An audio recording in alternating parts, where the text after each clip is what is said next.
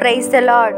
ప్రతిరోజు అనుదిన ధ్యానం వింటూ బలపడుతున్న నా ప్రియమైన దేవుని బిడ్డలకి నా వందనాలు. ఈ దినము ప్రభు అయిన దేవుడు పరిశుద్ధ గ్రంథంలో నుండి మన కొరకు ఇచ్చిన వాగ్దానం ఇర్మియా 30వ అధ్యాయం 19వ వచనం. వాటిలో కృతజ్ఞతా స్తోత్రములను సంభ్రమపడు వారి స్వరమును వినపడును. జనులు తక్కువ మంది కాకుండా నేను వారిని విస్తరింపచేసేదను, అల్పులు కాకుండా నేను వారిని గనులుగా చేసేదను. Amen. Verse of the day, Jeremiah chapter 30 verse 19. From them will come songs of thanksgiving and the sound of rejoicing. I will add to their numbers and they will not be decreased. I will bring them honor and they will not be disdained. Amen.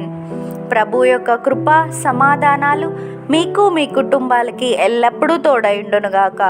పరిశుద్ధ దేవుడు ఈ వాగ్దానం విన్న మీ అందరికీ మీ జీవితాల్లో అద్భుత కార్యాలు యేసు నామంలో జరిగించునుగాక. May God bless you and your family abundantly.